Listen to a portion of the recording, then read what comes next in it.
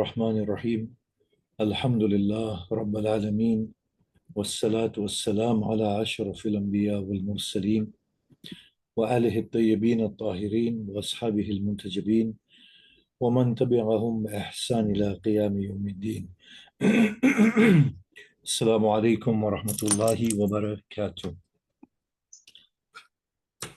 We were on the topic of devotion, and devotion, as we have stated on numerous times, is the alignment with God, with the eventual objective of allowing the prevalence of God through our beings. So devotion actually is for us to let go of ourselves and to invite the divine light to shine through us.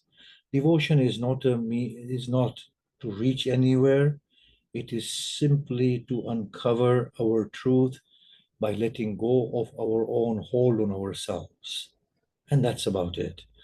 Now, in this respect, what we don't understand about devotion is that it is not about reaching out to God in prayers only. That is one of the preludes. Meeting with God is to display God, allow God to act and reflect and manifest through us. Basically, it's becoming godly, godlike, functioning like God. That is the whole purpose of meeting with God. And devotion is supposed to take us at that point. So now we need to look at devotion in actual real terms, in practical terms. You know, when we read the du'as in the month of Ramadan, oh Allah, feed the poor. Now tell me, how will Allah feed the poor? Allah will feed the poor through people themselves, through each other. That is God working through humanity. Once we become productive and start assuming a godly role, that is when devotions have actually allowed us to come to the fullness of our existence. So we will be talking about devotion through service of God's creatures. You see, we say, oh Allah, forgive me. That is God forgiving us, wanting us to be forgiven, us wanting God to forgive us. But the fullest expression of God's forgiveness of an individual is when the individual begins to forgive others who have offended and hurt him or her. That is then the greatest form of devotion, that we are letting go of our restrictions and allowing the prevalence of God, that is God in action. Feeding the poor is the act of God and the greatest devotion. So if we want to go nearer to God, then start behaving like God. And that is the greatest sort of means of devotion to God. Now you find the Quran often encouraging us to feed the poor, to distribute our wealth. And then the Quran says at some point that even if it is injurious for them, they altruistically prefer the other. Now that is a very brilliant sign of godliness. Maintaining kinship, looking after the orphan, looking after the destitute, looking after the captive. All of these are acts that are known as godly acts. Now, if you look at the prophetic statement, he says, the most beloved of you is the one who is most beneficial for mankind. Or Imam Sadiq's statement, where Imam Sadiq says, a believer is like rain. Wherever they go, blessings increase through them, i.e., through their words, through their actions, through their attitude. They become extremely giving. In Christianity, and of course we know this from our own hadith literature, hadith Qudsi, in which God questions people on the day of Qiyamah. And he says, I was hungry. Did you feed me? I was naked. Did you clothe me? I was without shelter. Did you give me shelter? So service to humankind is a means of getting us to God, but in the surest way. Not some God who is there to be found after the last hour, but the God who is here now waiting to be allowed into our hearts and to work through our hearts. But here is where we are mistaken. We have these Layali al-Qadr to pray to God. Now ask yourselves, the Blessed Prophet with his busy schedule and Imam Ali when he was a Khalifa, did they sit inside their houses and just pray to God? Or did they see devotion in resolving the problems of the community? Straight off, Imam Ali on the nights of Ramadan used to distribute food to the orphans and to the poor. And we know he used to visit the sick and the aged. That for him was the devotion on the night of Qadr, the greatest devotion that you can offer to God. Because on the one hand, we pray to Allah sitting inside our houses that, oh Allah, forgive me. And on the other hand, we can go to a sick person and inquire about their health, to a lonely person and keep them company. For that lonely person, you are the answer of their prayers made to Allah. Now imagine the distinction between one sitting on the prayer mat making a prayer, and the other one who goes as a response to that prayer. That's the emissary of God. That is the light of God arriving. So service of the creatures is the greatest means of arriving at God and the greatest gesture of devotion to God. However, our attitude needs to be accurate when serving people. You see, at times we feel we are serving others and we are doing something good and feels good. Now, there's nothing wrong with that, but these are the beginning stages.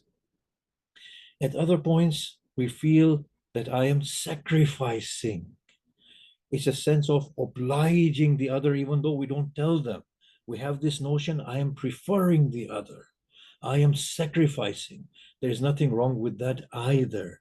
But that is still less than where devotion wants to take us. Then we deepen a little bit more and we say, actually, this is an opportunity for me to activate and actualize my godliness. Once that meaning comes to the mind, then the heart begins to humble. As it humbles, it becomes grateful in service, not obliging in service, but grateful in service.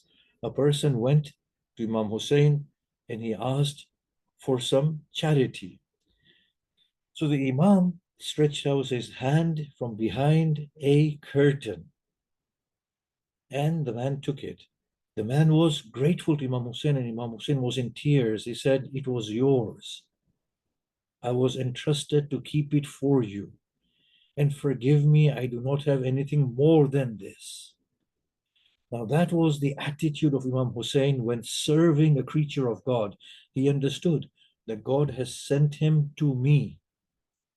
God had given me that extra for him. I was always meant to give it to him. I have not done it in the rightest manner in which I should have. I should have performed this particular task most accurately. And you have this in the Hadith Qudsi, that those who have are holding on to the trust that I've given to them. They are my trustees. Those that don't have are my family. And I've commissioned my trustees to give to my family whenever my family arrives at their doorstep and execute their duty. So that is an attitude that needs to be cultivated within our minds, a deeper sense of understanding what service is all about. Then we deepen further and we say to Allah subhanahu wa ta'ala, actually, I wasn't worthy of this opportunity. And it is nothing but your favor that you've given me this opportunity. And then we deepen further and we say to Allah, oh Allah, allow me more opportunities, not to serve you and your creatures, but for me to receive my reward, which is your light shining through me, for which I'm unworthy. On the day of Qiyamah, the believers will be seen with light streaming ahead of them from their faces and from their hands. Their only prayer will be at that point, oh Allah, complete for us our light. They will have understood at that point that paradise and everything else is much less of a reward than allowing the light of the beloved to shine through, for that is the only thing we are after. And on that note, I want to actually say this, that if we go in this slumbery state to paradise, then what have we attained anyway? We are creatures of comfort and luxury. In paradise, we'll be enjoying paradise, but we will be as lost to ourselves as we are, as possibly we are today. So the greatest gain is not paradise. The greatest gain is us ourselves, our own light. If with that light a soul is plunged into hell, honestly, it will cry like Ali and say, oh Allah, I deserve this. And I embrace the flame and I accept it. And I will say, oh Lord, I love you for placing me in here so that at least I may be purified and come back to you. Without that light of God, we are as devoid of God in paradise as maybe we are today. And with that light, even the turbulent world, we are in that fold of God and nothing else matters. So, service to the creatures. How is this service supposed to be performed? Is it only by giving wealth? No, of course not. That is one aspect of it. When we care for the orphans, we need to be mindful of their emotional needs as well. So I know people in our community have, created orphanages and they're serving people, and that's all very good. But what will really serve the orphan is not only to see to their food or to their education, but to actually embrace them as our own children without any distinction, for they are most in need of that psychological nourishment. Then, when we are with people, we need to understand that people need somebody to listen to them. They don't need money, they don't need wealth. They just need somebody's calm, comforting company to hear them out, which will relieve them. Sometimes people have fallen. Be the hand of God and lift them. Sometimes people are broken. Be the love of God and touch them. Sometimes people feel like failures. Encourage them. Tell people you believe in them. Sometimes a person just needs a phone call to say to them, I'm thinking about you, be they a Muslim or a non Muslim. Now, I remember this and I've shared this with you on a previous occasion that my mother, may Allah bless her soul, was a very spiritual person. So I used to sit with her when she was unwell in her sort of last months. And when she began to see other things and she would talk, so she would say, Arif, are you going? I would say, yes. She said, you've hardly sat with me.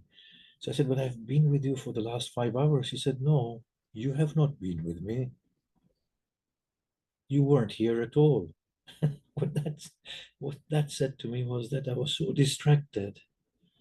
Sit with people, give them that quality time, give them attention.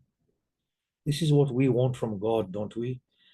God who is governing the whole universe and 8 billion people, but when we call on to him, we want him to come straight to us and say, yes, I'm here for you. And indeed, he does that.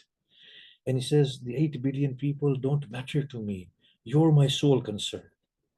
I have all the time for you. Give that from the heart, that sense of godliness, that deep concern and love. So, service of others is not only by way of giving and using our influence for them, but it is also giving that presence, that compassion, that beautiful godly touch and love. And as we begin to do that, we will understand that it is God who presents himself in front of us to unlock his own godliness within ourselves.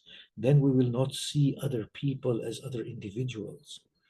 We will not only see them, and we will not even see them as our extended family.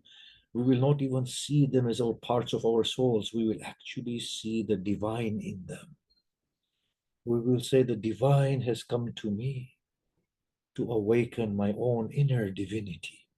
And the whole perspective of service to others will change, and it will not even be known as service in the final analysis. It will be known as the reception of the beloved.